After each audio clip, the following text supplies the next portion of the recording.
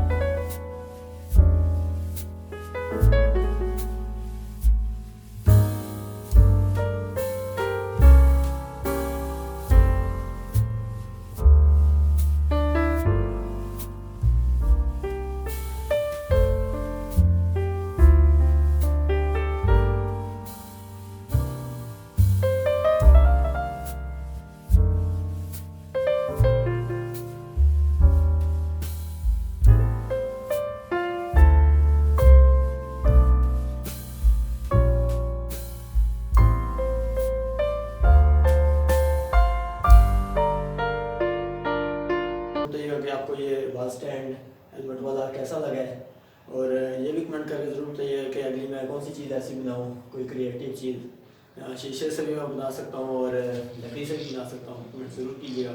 Thank you for watching, see you next vlog, अल्लाह हाफिज़।